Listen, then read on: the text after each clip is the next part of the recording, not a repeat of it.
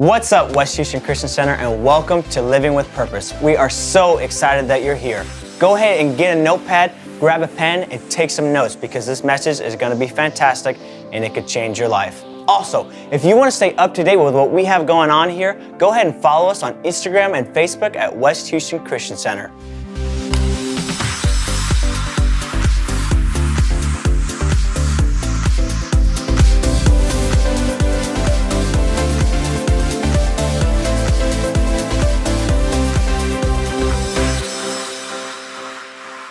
Hey, this is Pastor Jack C. Welcome to the broadcast.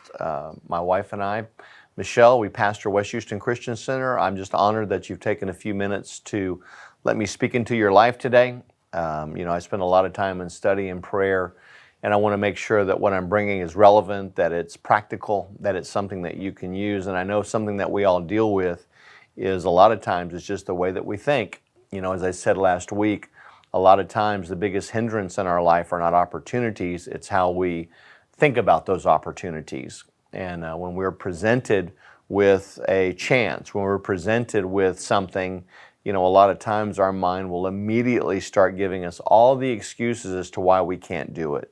I'm too young, I'm too old, I'm a man, I'm a woman, I don't have enough money, I don't have enough education. And those thoughts can limit us from actually receiving from what God has for us. And so that's why it's so important for us to renew our minds.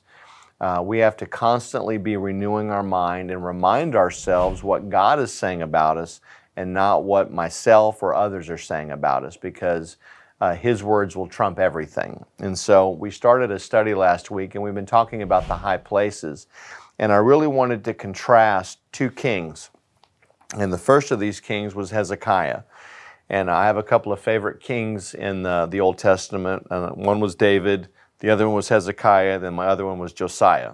And these were all very similar in that they did what God called them to do. They were faithful to God throughout their entire kingships, and because they were honoring God first and dealing with certain things, that Israel had a prolonged time of prosperity, and they're kind of some of my heroes.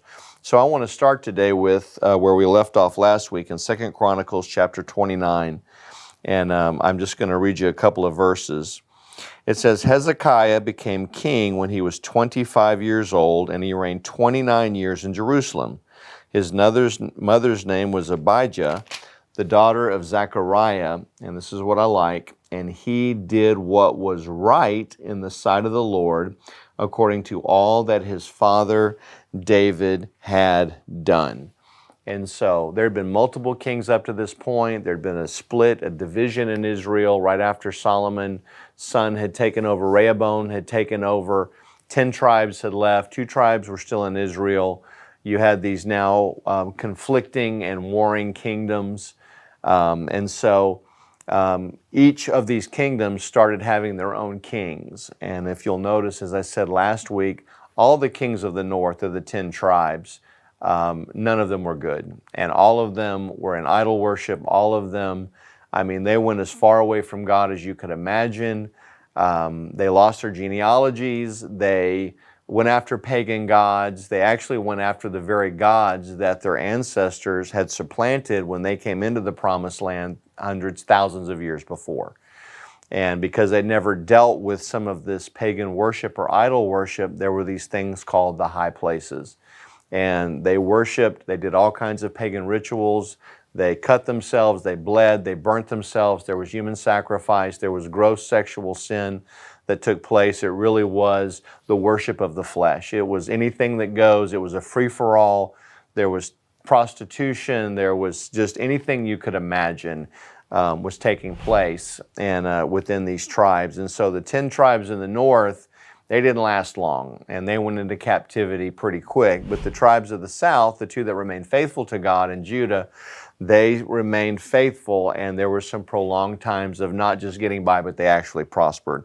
So let's find out. So it said, as I said in 2 Chronicles chapter 29, verse 2, and he did what was right in the sight of the Lord, according to all that his father David had done. And I just want to go over a few things that he did right.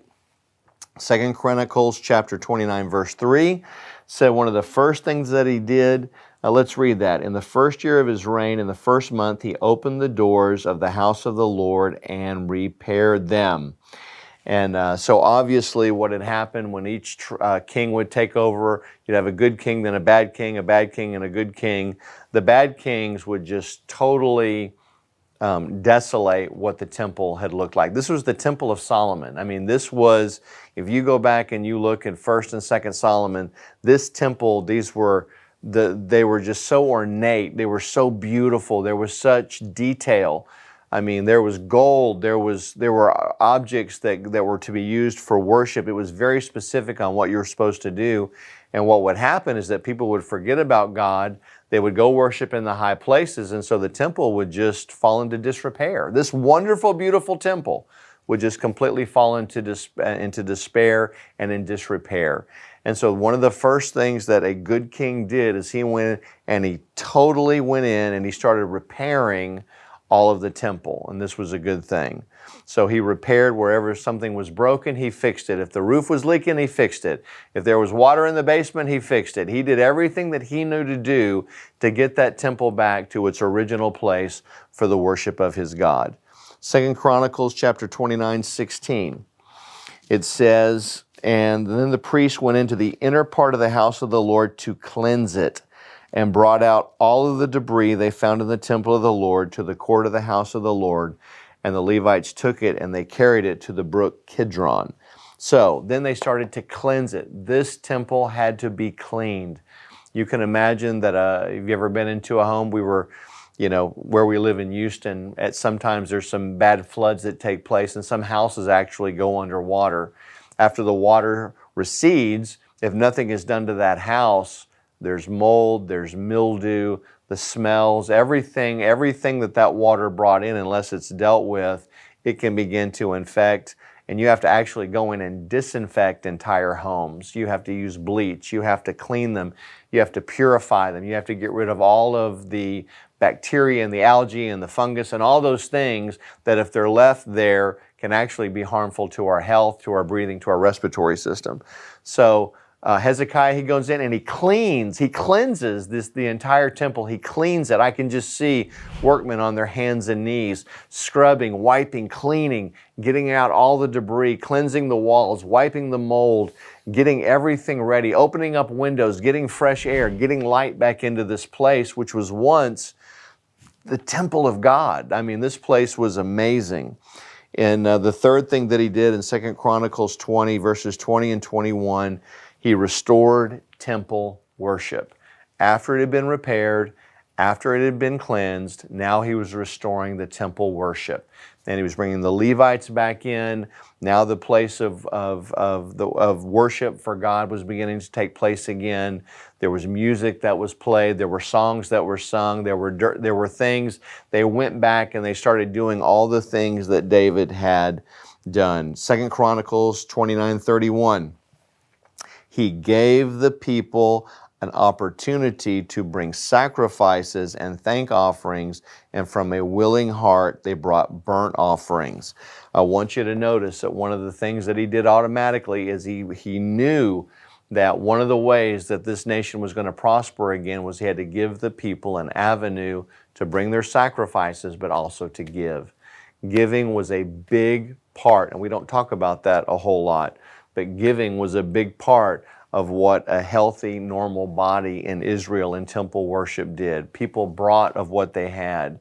They brought grain offerings. They brought burnt offerings. They brought sin offerings. They did all these offerings that they knew to do that would atone them of their sins, but they brought of their own finances, and they gave it to God. They knew that there was power in their giving. So Hezekiah gave people an opportunity to give.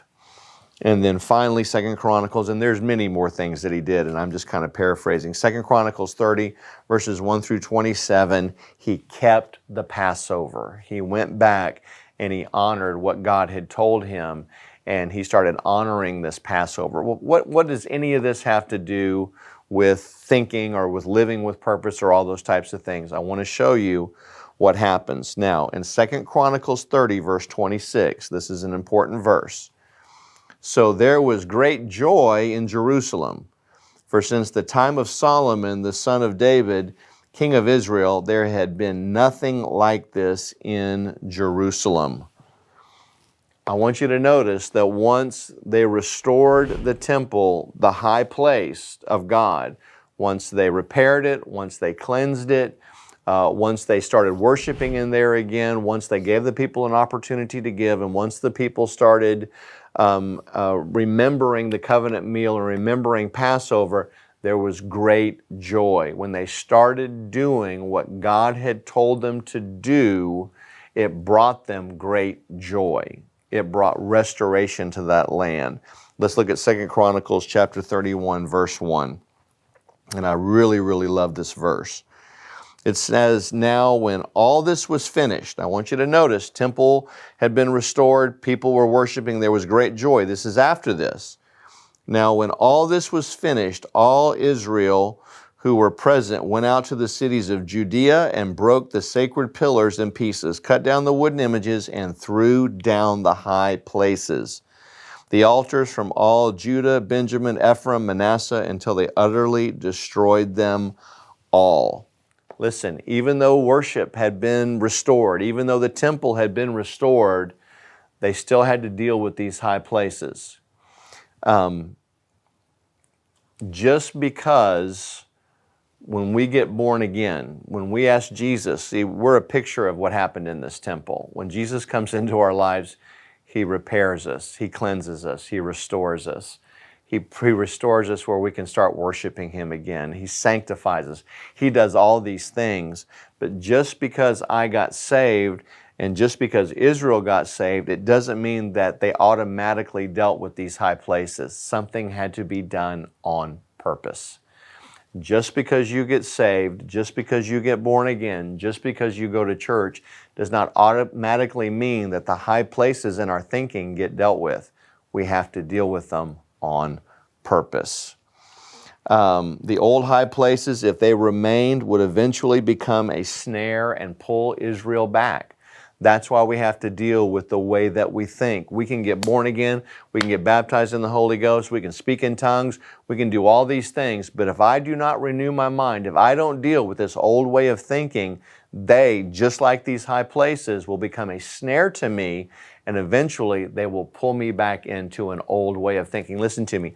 The devil will never lead you forward. He's always trying to take you back.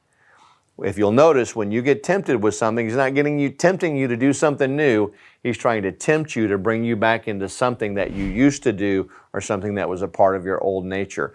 That's why it's so important for us. We got to deal with the high places in our minds. It is a must. It is an imperative. And it's something that we have to do on purpose. I have to be purposeful about dealing with this. Now, 2 Corinthians 31, verse 20. It says, thus Hezekiah did throughout all Judah, and he did what was good and right and true before the Lord his God. And in every work that he began in the service of the house of God, in the law and in the commandments to seek after God, seek Him God, he did it with his whole heart. And the Bible says, so he prospered. I want you to notice that when we get in right order with God, when we deal with the high places in our thinking, when we make God first place, God is the ultimate. He's my source. He's the one that I worship. He's the one that I pray to. He's the one that I bring offerings to. He's the one that I sacrifice to. He's the one that's getting the majority of my presence, of my time, of my intimacy. It's going to God. Then I want you to notice that the people prospered. But we still have to deal with. I cannot have two competing places of worship in my life. I cannot deal with one place of worship with God and then still deal with another place of worship with old ways that I think. Now let me show you. Hezekiah, he did great. He lived a great life. He did all these wonderful things. And then the very next king, if you look at 2 Chronicles chapter 33, was his son named Manasseh. And this guy, you're wondering, why would you not just keep this good thing going? What happened? 2 Chronicles 33, verses 1 through 3. It says, and actually let me read that to you. It says, Manasseh was 12 years old when he became king. And he reigned 55 years in Jerusalem, but he did evil in the sight of the Lord, according to the abominations of the nations whom the Lord had cast out before the children of Israel. So here's what he did, verse 3. For he rebuilt the high places which Hezekiah his father had broken down. He raised up altars for the Baals and made wooden images, and he worshipped all the host of heaven and served them. He also built altars in the house of the Lord, of which the Lord had said, In Jerusalem shall my name be forever. And he built altars for all the host of heaven in the two courts of the house of the Lord.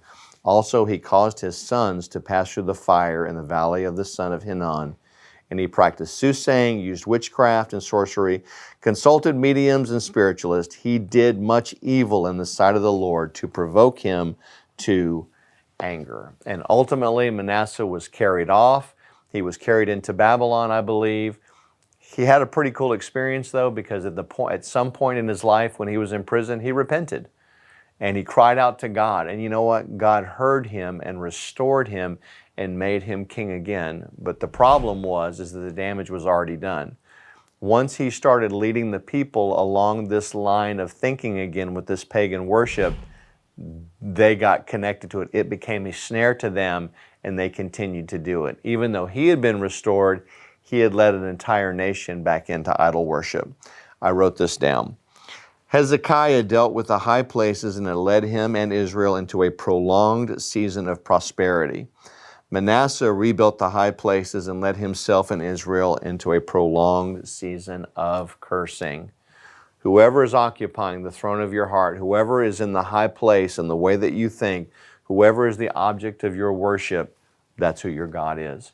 Hey, this is Pastor Jack. We've come to the end. I want you to be back next week because I'm going to put a bow on this and I want to show you, I want to translate this into being a New Testament believer and what you and I can do to make sure that God stays at the center of our life. I love you. Jesus is Lord. We'll see you next week.